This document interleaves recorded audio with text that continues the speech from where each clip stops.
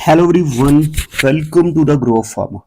तो pharmacist exam की हमारी जो कैप्सूल सीरीज चल रही है जिसमें हम लोग 45 डेज में 45 टॉपिक्स को कवर करने वाले हैं, इंपॉर्टेंट टॉपिक्स को। आज है उसका डे 5 और आज हम लोग बात करेंगे इंपॉर्टेंट क्वालिटी कंट्रोल टेस्ट के बारे में, जो इंपॉर्टेंट क्वालिटी कंट्रोल टेस्ट हमें पढ़ने चाहिए regarding the parentals, regarding the glass packaging. वो सारी चीज़ें आज की इस वीडियो में हम लोग कवर करेंगे। ठीक है, ये जो हमारी सीरीज चल रही है वो सारे फार्मासिस्ट एग्जाम्स, इधर यूपी फार्मासिस्ट का हो गया, आरआरबी फार्मासिस्ट की वैकेंसी अभी आने वाली, एमसीआरई की वैकेंसी आने वाली, उड़ीसा फार्मासिस्ट का भी नोटिफिकेशन आने वाला, तो वो सारे के लिए बहुत ज़्यादा इंपॉर्टेंट है। तो इनके 45 डेज के 45 वीडियोस आप बिल्कुल भी मिस मत करना। और आज हम लोग स्टार्ट करते हैं डे 5 के बारे में। ठीक है, तो सबसे पहले क्वालिटी कंट्रोल टेस्ट जो है वो होता किस लिए है mainly. It is a defined set of quality criteria होता है इंश्योर करने के लिए कंसिस्टेंसी, एरर्स को डिटेक्ट करने के लिए और डिफेक्टिव मेडिसिन को पेशेंट तक पहुंचने से रोकने के लिए। तो सबसे इंपॉर्टेंट चीज है इसका पेशेंट सेफ्टी, देन प्रोडक्ट की इफिकेसी, और third one is your regulatory compliance, because जब तक आप रेगुलेटरी बॉडीज का कंप्लायंस नहीं मिलेगा तब तक आप मार्केट में प्रोडक्ट को लॉन्च नहीं कर पाओगे। ठीक है, तो सबसे पहले अगर हम बात करें तो जो सबसे ज्यादा क्वेश्चन पूछे जाने वाला स्लाइड है ये, इस स्लाइड से ऑलमोस्ट आप हर एग्जाम में एक क्वेश्चन एक्सपेक्ट कर सकते हो और इससे बहुत ज्यादा स्टूडेंट जो है वो कंफ्यूज भी होते हैं। तो आज के इस वीडियो में हम लोग उसी को एकदम अच्छे से कवर करेंगे। ठीक है, तो ये हमारा जो है इसमें सबसे पहली चीज़ है ग्लास पैकेजिंग के बारे में बात किया गया। तो सबसे इंपॉर्टेंट चीज़, जो सबसे पहली चीज़ इसमें हमें याद रखने की बारी है वो क्या है, वो है अपने पास ग्लास। ठीक है, अब ग्लास को जो आप याद रखोगे उसमें आपको याद रखना है कि ये जो ग्लास है ये इसके टाइप 4 टाइप के ग्लास होते हैं। टाइप 1 हो गया, टाइप 2 हो गया, टाइप 3 हो गया, टाइप 4 हो गया। सबसे इंपॉर्टेंट तो पहले इनका नाम ही हो गया, नाम से ही क्वेश्चन आपको मिल जाता है। ठीक है, highly resistant borosilicate glass type 1, type 2 is treated soda lime glass, type 3 is soda lime glass और type 4 is your non parenteral soda lime glass, या इसी को हम लोग क्या बोलते हैं यहाँ पे general purpose soda lime glass के नाम से भी इसको हम लोग जानते हैं। अब यहाँ पे आपको ये ध्यान रखना है कि टाइप 1 और टाइप 3 के लिए हम लोग जो टेस्ट करते हैं वो करते हैं पाउडर्ड ग्लास टेस्ट। ठीक है, टाइप 1 और टाइप 2 का जो टेस्ट है वो उसमें कौन सा टेस्ट होता है, powdered glass test. Whereas type 2 और 4 के लिए, 1 और 3 के लिए पाउडर्ड ग्लास टेस्ट, 2 और 4 के लिए जो है वो अपने पास क्या होता है, नहीं sorry sorry sorry sorry sorry 1 3 4 के लिए पाउडर्ड ग्लास और 2 के लिए वाटर अटैक। ठीक है, वाटर अटैक हमारा केवल टाइप 2 के लिए, बाकी सभी के लिए हम करते हैं क्या, पाउडर्ड ग्लास टेस्ट। आप याद रखना। ठीक है, इसको याद कैसे रखोगे आप, कि अगर आपका जो टाइप 2 है उसके लिए ट्रीटेड सोडा लाइम ग्लास जो है उसको हम लोग वाटर का अटैक टेस्ट होगा, बाकी सब के लिए हमारा पाउडर्ड ग्लास टेस्ट होगा। ठीक है, अब इसमें जो हमारा टेस्ट लिमिट होता है उसको हम लोग कैसे चेक करते हैं, उसमें हम लोग ये चेक करते हैं कि जो है 0.02 नॉर्मल H2SO4 यूज करते हैं। ठीक है, 0.02 नॉर्मल H2SO4 का यहाँ पे होता है क्या, यूज। अब ये जो 0.02 नॉर्मल H2SO4 है वो कितना लिमिट होती है उसको एब्जॉर्ब करने के लिए, उसकी अगर हम बात करें तो टाइप 1 में है केवल 1 ml। ठीक है, 1 ml एब्जॉर्ब कर सकता है। टाइप 2 में हमारे पास वाटर अटैक टेस्ट है तो दो तरीके के होते हैं, अगर 100 ml या उससे कम का साइज है ग्लास का तो 0.7 ml, और अगर 100 ml से ज्यादा है तो 0.2 ml। ठीक है, टाइप 3 की बात करेंगे treated soda lime, sorry soda lime में, तो 8.5 ml किसी भी साइज का हो, और अगर टाइप 4 की बात करेंगे नॉन पेरेंटल तो 15 ml किसी भी साइज का हो। ठीक है, समझ के बात को। अब इसके यूजेस देख लो, यूजेस भी बहुत इंपॉर्टेंट है। सबसे पहले तो buffered unbuffered aqua solution, all other solution, और अगर जितने भी आपके स्टेराइल प्रोडक्ट होते हैं, ठीक है, जितने भी आप स्टेराइल फॉर्मुलेशन होते हैं उसमें सबसे पहली जो प्रेफरेंस आपकी दी जाती है वो किसको दी जाती है, वो टाइप 1 के ग्लास को दी जाती है स्टेराइल प्रोडक्ट में। ठीक है, देन बफर्ड सॉल्यूशन पीएच क्या हो, अगर बफर्ड सॉल्यूशन का जो पीएच बिलो 7 हो, उसके अलावा ड्राई पाउडर्स, ओलियोजिनस प्रिपरेशन हो गया, सारे जो मोस्ट आपके acidic and neutral aqueous preparation होते हैं उन सब के लिए हमारा कौन सा यूज किया जाता है, हमारा यूज किया जाता है टाइप 2। नॉन एक्वस व्हीकल्स भी जो हैं उनके लिए भी हमारे पास किसके लिए यूज किया जाता है, वो हमारा टाइप 2 यूज किया जाता है। टाइप 3 की बात करें तो ड्राई पाउडर हो गया, एंड ओलियोजिनस सॉल्यूशंस के लिए हम किसका यूज करते हैं, हम यूज करते हैं टाइप 3 का। और अगर हम टाइप 4 की बात करें तो लाइक आपका टैबलेट्स हो गया, कैप्सूल्स हो गया, जो नॉन पेरेंटल फॉर्मुलेशंस होती है, ठीक है, उनको अगर फिल करने की अगर हम बात करें, क्योंकि देखो जहां पे इसका नाम ही क्या है, नॉन पेरेंटल सोडा लाइम, तो जो नॉन पेरेंटल फॉर्मुलेशन हो गया लाइक आपका टैबलेट हो गया, कैप्सूल हो गया, देन आपका सिरप्स हो गया, सस्पेंशन हो गया, इन सब के उसके लिए हम लोग क्या यूज करते हैं, उसके लिए हम लोग यूज करते हैं टाइप 4। ठीक, तो ये ग्लास स्लाइड बहुत इंपॉर्टेंट, इसलिए मैंने इसको अच्छे से टाइम देके आप लोगों को समझा दिया।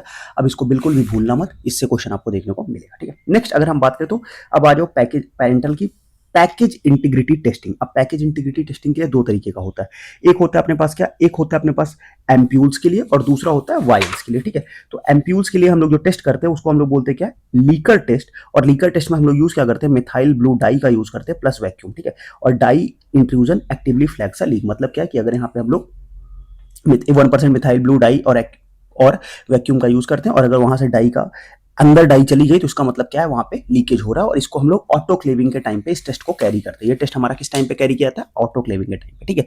उसके अलावा हैमर टेस्ट जो होता है वो हमारा होता है किसके लिए, वायल्स एंड बॉटल्स के लिए हैमर टेस्ट यूज करते हैं। मैकेनिज्म शार्प स्ट्राइक प्रोड्यूस करता है, डिस्टिंक्ट वैक्यूम का साउंड प्रोड्यूस करता है। अगर वैक्यूम का साउंड नहीं है तो इसका मतलब क्या है यहाँ पे कि लीकेज का है प्रेजेंट है, तो वो फेल हो जाता है। इसके अलावा एक स्पार्क टेस्ट भी होता है जिसमें हम लोग वायल्स एंड बॉटल्स के लिए स्पार्क टेस्ट करते हैं, जहां पे probe is applied outside the bottle, bottle के बाहर प्रोब अप्लाई करते हैं, और यहाँ पे moving from a liquid layer into air space. और अगर ब्लू स्पार्क हुआ, if the air is evacuated, अगर ब्लू एयर बाहर निकल रही है तो इसका मतलब वहां पे ब्लू स्पार्क देखने को मिलेगा। तो वो एक टेस्ट और होता है, वो कौन सा होता है, उसको हम लोग बोलते हैं स्पार्क टेस्ट। और स्पार्क टेस्ट यूज किसके लिए करते हैं, वायल्स एंड बॉटल्स के लिए, ठीक है। तो ये हमारा पैकेज इंटीग्रिटी टेस्टिंग हो गई। Next clarity, that is particulate matter की जो टेस्टिंग होती है उसके लिए हम लोग क्या यूज करते हैं, उसके लिए हम लोग यूज करते हैं नेफ्लोमीटर। नेफ्लोमीटर जो हमारी लाइट की स्कैटरिंग को मेजर करता है। उसके अलावा हम लोग यूज करते हैं कूल्टर काउंटर मेथड, जहां पे हमारा क्या है, वो करता है इलेक्ट्रिकल रेजिस्टेंस को मेजर करता है। अब यहाँ पे जो पार्टिकल की लिमिट है वो हमें कैसे पता होनी चाहिए, अगर वो जो पार्टिकल है, अगर पार्टिकल हमारा 50 पार्टिकल्स चाहिए, अगर पार्टिकल का साइज 10 माइक्रोन मीटर या उससे कम है तो वहां पे 50 पार्टिकल्स हो जाएगा। और अगर पार्टिकल का साइज 25 माइक्रोन है तो वहां पे कितना हो चाहिए, 5 पार्टिकल होना चाहिए, ठीक है। समझ गए मेरी बात को। और ये दो तरीके का होता है, एक होता है अपने पास क्या, लार्ज वॉल्यूम पेरेंटल, और दूसरा होता है स्मॉल वॉल्यूम पेरेंटल।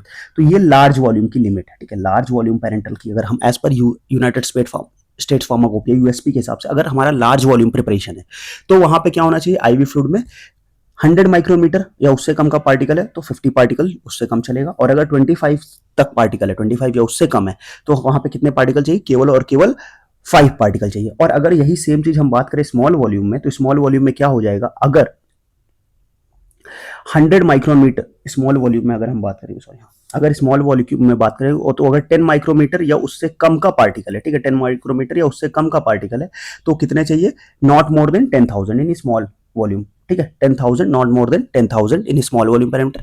और अगर 25 की बात करेंगे तो 25 माइक्रोमीटर की बात करेंगे तो नॉट मोर देन 1,000, ठीक है। तो ये आपको याद रखना, large volume and small volume. देखो स्मॉल वॉल्यूम का अगर आप स्किप भी कर दोगे तो भी चलेगा, बट मोस्टली आप किसका याद रखना, लार्ज वॉल्यूम का जो है वो आपको याद रखना है, ठीक है। ओके, तो हम लोग आगे बढ़ते हैं अब नेक्स्ट स्लाइड पे, ठीक। तो ये हमने बात कर ली। अब हम बात करेंगे स्टरलिटी टेस्टिंग के बारे में, ठीक है।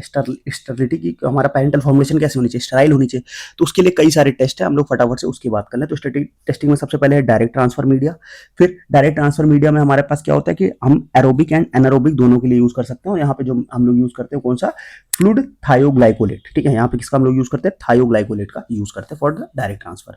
एक दूसरा है अपने पास सोयाबीन कैसीन मीडिया, इसके लिए हम लोग किसको, फंजाई के आइडेंटिफिकेशन के लिए यूज करते हैं, किसमें, सोयाबीन कैसीन मीडिया का।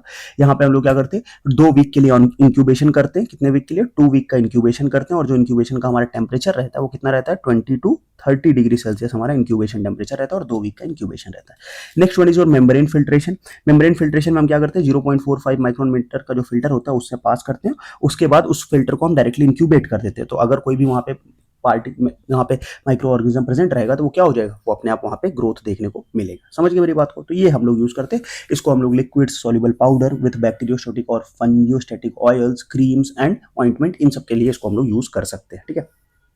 Next one is your pyrogen testing, ठीक है। पायरोजन टेस्टिंग में अपने पास 2 टेस्ट होते हैं, एक होता है अपने पास क्या, लायल टेस्ट, और दूसरा होता है अपने पास क्या, रैबिट टेस्ट, ठीक है। लायल टेस्ट का फुल फॉर्म क्या है, ल्यूमिनस एमीबोसाइट टेस्ट, जिसको हम लोग लायल टेस्ट बोलते हैं। और ये जो होता है 5 to 10 टाइम मोर सेंसिटिव होता है किससे, रैबिट टेस्ट से, ठीक है।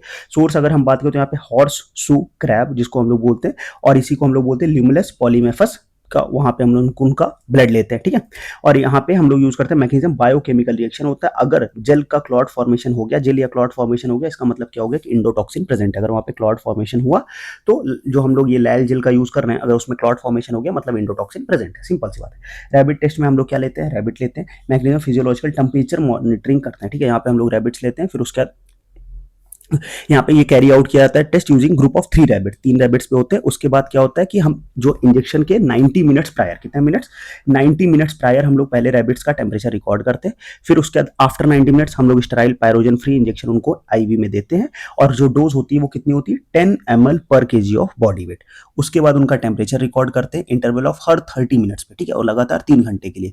और उसमें जो होना चाहिए 0.6 या उससे ज़्यादा का वेरिएशन नहीं होना चाहिए, 0.6 डिग्री सेल्सियस या उससे ज़्यादा का वेरिएशन नहीं होना चाहिए, तो हमारा वो टेस्ट कंप्लीट हो जाता है। ठीक है, तो ये हमारे पास है, ये एक हमारा प्रिलिमिनरी टेस्ट होता है, जिस इसमें भी दो टेस्ट होते हैं। ठीक है, रैबिट टेस्ट में भी दो होते हैं, एक होता है क्या, एक अपने पास होता है सैम टेस्ट। ठीक है, क्या होता है एक अपने पास, एक होता है सैम टेस्ट जिसको हम लोग बोलते हैं preliminary test, and after that जो होता है वो मेन टेस्ट होता है। ठीक है, तो पहले प्रीलिमिनरी टेस्ट होता है, उसके बाद रैबिट्स को मेन टेस्ट में भेजा जाता है। ठीक है, समझ गए बात को, तो ये आपको याद रखना है। पैरोजन टेस्टिंग की बात हमने कर ली।